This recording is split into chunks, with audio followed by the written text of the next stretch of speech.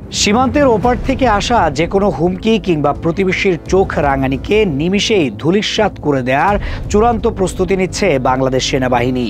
ভারত কিংবা মিয়ানমার যেই তাদের সাজোয়া যানের বহর নিয়ে বাংলাদেশের দিকে অগ্রসর হওয়ার দুঃসাহস দেখাবে, তাদের জন্য অপেক্ষা করছে এক মরণঘাতী সারপ্রাইজ।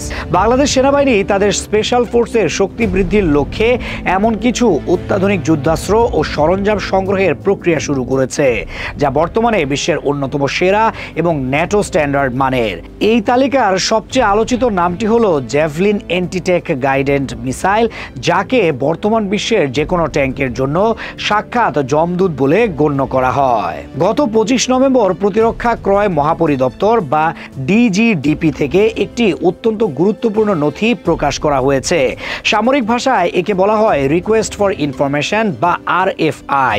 এই নথিতে স্পষ্টভাবে উল্লেখ করা হয়েছে যে আর্মি হেডকোয়ার্টার্সের নির্দেশনায় স্পেশাল ফোর্স এবং এয়ারবোর্ন ইউনিটগুলোর অপারেশনাল ক্ষমতা বহুগুণে বৃদ্ধি করার উদ্যোগ নেওয়া হয়েছে। এই নথির মাধ্যমে বিশ্বের শীর্ষস্থানীয় অস্ত্র নির্মাতা দেশগুলোর কাছে তাদের সেরা প্রযুক্তির বিস্তারিত তথ্য চাওয়া হয়েছে।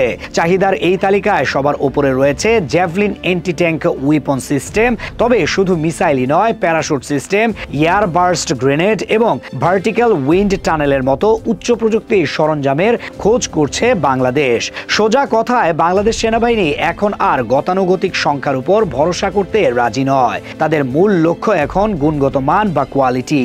এমন সব বিধ্বংসী অস্ত্র হাতে তুলে নেওয়া হচ্ছে যা দিয়ে একজন সাধারণ জওয়ানও শত্রুর বিশাল ট্যাঙ্ক বহরকে মুহূর্তের মধ্যে ধ্বংসস্তূপে পরিণত করতে পারেন। এই RFI-তে আগ্রহী কোম্পানিগুলোকে আগামী 11 ডিসেম্বর 2025-এর মধ্যে তাদের ব্রোশিওর, টেকনিক্যাল ম্যানুয়াল এবং অরিজিনাল ক্যাটালগ জমা দিতে বলা হয়েছে। সময়ের এই সংক্ষিপ্ততা এবং সেনাবাহিনীর তড়িৎ পদক্ষেপ দেখে বোঝা যাচ্ছে এই সক্ষমতা অর্জনে তারা কতটা দৃঢ় প্রতিজ্ঞ। সাধারণ মানুষের মনে প্রশ্ন জাগতেই পারে, হঠাৎ কেন এই উচ্চ ক্ষমতার অ্যান্টি-ট্যাঙ্ক মিসাইল বা জ্যাভলিনের দিকে ঝুঁকছে বাংলাদেশ? এর উত্তর আছে দুই প্রতিবেশী ভারত ও মিয়ানমারের সামরিক প্রস্তুতির মধ্যে। ভারত এবং মিয়ানমার উভয়ের ভান্ডারেই রয়েছে রাশিয়ার তৈরি T-72 এবং T-90 এর মতো মেইন ব্যাটেল ট্যাঙ্ক। সীমান্তে কোনো সংঘাত সৃষ্টি হলে বা এই দুই দেশ যদি তাদের আর্মার্ড ডিভিশন নিয়ে আগ্রাসন চালায়, তবে সেগুলোকে থামানোর জন্য সাধারণ রকেট লঞ্চার যথেষ্ট হবে না। ঠিক এই জায়গাতেই গেম চেঞ্জার হিসেবে আবির্ভূত হবে জ্যাভলিন। যুক্তরাষ্ট্রের তৈরি এই জ্যাভলিন মিসাইল সিস্টেমটি মূলত ফায়ার অ্যান্ড ফরগেট প্রযুক্তির উপর ভিত্তি করে তৈরি। এর অর্থ হলো মিসাইলটি ফায়ার করার পর সৈনিককে আর দাঁড়িয়ে থাকতে হয় না বা মিসাইলটিকে পথ দেখাতে হয় না। একবার টার্গেট লক করে ট্রিগার চাপলেই মিসাইল তার কাজ নির্ভুলভাবে সম্পন্ন করে। ফায়ার করার সাথে সাথে এই সৈনিক দ্রুত স্থান ত্যাগ করে নিজেকে নিরাপদ করতে পারেন, যা যুদ্ধক্ষেত্রে একজন যোদ্ধার বেঁচে থাকার সম্ভাবনা বহুগুণ বাড়িয়ে দেয়। তবে এই মিসাইলটির সবচেয়ে ভয়ঙ্কর দিক হলো এর টপ অ্যাটাক মোড। কৌশলগত দিকটি একটু তলিয়ে দেখা যাক। যে কোনো ট্যাঙ্কের সামনের দিকের বর্ম বা আর্মার সবচেয়ে পুরু ও শক্তিশালী হয়, যা ভেদ করা অত্যন্ত কঠিন। কিন্তু ট্যাঙ্কের ওপরের অংশ বা ছাদ তুলনামূলকভাবে দুর্বল থাকে। জ্যাভলিন মিসাইলটি যখন ছোড়া হয় তখন এটি সোজা গিয়ে ট্যাঙ্কে আঘাত করে না। এটি প্রথমে ওপরের দিকে উঠে যায় এবং ধনুকের মতো বাঁকা পথে ওপর থেকে নিচের দিকে নেমে এসে ট্যাঙ্কের সবচেয়ে দুর্বল অংশ অর্থাৎ ছাদে আঘাত হানে। একে বলা হয় আর্কর্ড ট্র্যাজেক্টরি। এই টপ অ্যাটাক মোডের কারণে বিশ্বের তাবর তাবর ট্যাঙ্কও এই মিসাইলের কাছে অসহায়। শুধু তাই নয়, ভারত বা মিয়ানমারের মতো দেশগুলো তাদের ট্যাঙ্কে এখন এক্সপ্লোসিভ রিয়েক্টিভ আর্মার বা ERA ব্যবহার করে। এটি এমন এক ধরনের বর্ম যা সাধারণ মিসাইলকে ট্যাঙ্কের গায়ে লাগার আগেই বিস্ফোরণ ঘটিয়ে নিষ্ক্রিয় করে দেয়। কিন্তু জ্যাভলিন এই ERA প্রযুক্তিকেও ফাঁকি দিতে সক্ষম, কারণ জ্যাভলিনে ব্যবহার করা হয়েছে ডুয়াল চার্জ ওয়ারহেড বা ট্যান্ডেম ওয়ারহেড। এতে দুটি ধাপে বিস্ফোরণ ঘটে। প্রথম ছোট বিস্ফোরণটি ট্যাঙ্কের বাইরের ERA বর্মকে উড়িয়ে দেয় এবং ঠিক তার পরপরই দ্বিতীয় ও মূল বিস্ফোরণটি ট্যাঙ্কের ভেতরে ঢুকে ধ্বংসলীলা চালায়। অর্থাৎ প্রতিপক্ষ যত শক্তিশালী বর্মই ব্যবহার করুক না কেন, জ্যাভলিনের হাত থেকে নিস্তার পাওয়া প্রায় অসম্ভব। সাম্প্রতিক ইউক্রেন রাশিয়া যুদ্ধের দিকে তাকালে এই অস্ত্রের ভয়াবহতা সম্পর্কে পরিষ্কার ধারণা পাওয়া যায়। এই একটিমাত্র অস্ত্র দিয়ে ইউক্রেনীয় বাহিনী রাশিয়ার বিশাল ট্যাঙ্ক বহরকে নাস্তানাবুদ করে ছেড়েছে। ইউক্রেনের দেওয়া তথ্য মতে তারা জ্যাভলিন ব্যবহার করে 500 এর বেশি রুশ ট্যাঙ্ক এবং 1500 এর বেশি সাজোয়া যান ধ্বংস করেছে। অবস্থা এমন দাঁড়িয়েছে যে এই মিসাইলটি সেখানে প্রতিরোধের প্রতীকে পরিণত হয়েছে, যাকে তারা নাম দিয়ে দিয়েছে সেন্ট জেভলিন। রাশিয়ার মতো পরাশক্তির ঘুম হারাম করে দেওয়া এই অস্ত্রটি যদি বাংলাদেশের হাতে আসে তবে ভারত বা মিয়ানমার সীমান্তে কোনো ধরনের দুঃসাহস দেখানোর আগে হাজারবার চিন্তা করবে। জেভলিন মিসাইলটি ওজনে বেশ হালকা এবং সহজে বহনযোগ্য। মাত্র 2 জন সৈনিক মিলে এটি পরিচালনা করতে পারে। এর ক্যালিবার 127 মিলিমিটার এবং ওয়ারহেডের ওজন 8.4 কেজি। এর পাল্লা বা রেঞ্জ 2.5 কিলোমিটার থেকে প্রায় 4.5 কিলোমিটার পর্যন্ত, অর্থাৎ শত্রু দেখার বহু দূর থেকেই নিখুঁত নিশানায় আঘাত হানা সম্ভব। এছাড়া এটি দিয়ে শুধু ট্যাঙ্ক নয়, নিচু উচ্চতায় ওরা হেলিকপ্টার, বাংকার বা দুর্গের মতো স্থাপনাতেও আঘাত করা যায়। গেরিলা যুদ্ধের জন্য এর চেয়ে আদর্শ অস্ত্র আর হতে পারে না। সেনাবাহিনীর এই কেনাকাটার তালিকায় মিসাইলের পাশাপাশি আরও একটি গুরুত্বপূর্ণ নাম রয়েছে, তা হলো প্রোগ্রামেবল এয়ার বার্স্ট গ্রেনেড এবং ফায়ার কন্ট্রোল ডিভাইস। 40 মিলিমিটারের এই সেমি অটোমেটিক গ্রেনেড লঞ্চারগুলো যুদ্ধের ময়দানে পদাতিক বাহিনীর শক্তি কয়েক গুণ বাড়িয়ে দেবে। সাধারণ গ্রেনেড যেখানে আঘাত করে সেখানে বিস্ফোরিত হয়, কিন্তু এয়ার বার্স্ট গ্রেনেডগুলো ভিন্ন প্রযুক্তির। এগুলোকে এমনভাবে প্রোগ্রাম করা যায় যে এটি শত্রুর মাথার ঠিক ওপরে গিয়ে শূন্যে বিস্ফোরিত হবে। ধরুন মিয়ানমারের কোনো বিদ্রোহী গোষ্ঠী বা প্রতিপক্ষ দেশের সেনাবাহিনী কোনো দেয়াল, পরিখা বা বাংকারের আড়ালে লুকিয়ে আছে। সাধারণ গুলি বা গ্রেনেড তাদের গায়ে লাগবে না, কিন্তু এই এয়ারবার্স্ট গ্রেনেড দেয়ালের ওপরে গিয়ে বিস্ফোরিত হবে এবং ওপর থেকে স্প্লিন্টার বৃষ্টি ঝরিয়ে লুকিয়ে থাকা শত্রুকে ঘায়েল করবে। বর্তমান সময়ে ড্রোনের উপদ্রব খুব বেড়েছে।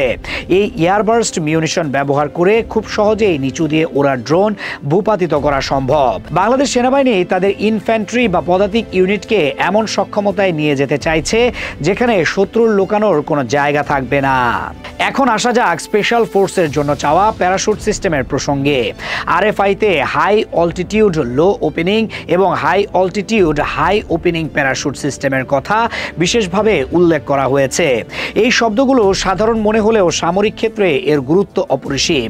হ্যালো এবং হাহো টেকনিক ব্যবহার করে কমান্ডোরা অনেক উঁচুতে বিমান থেকে লাফ দেন এবং রাডারের নজর এড়িয়ে শত্রুর ভূখণ্ডের অনেক গভীরে অবতরণ করতে পারেন।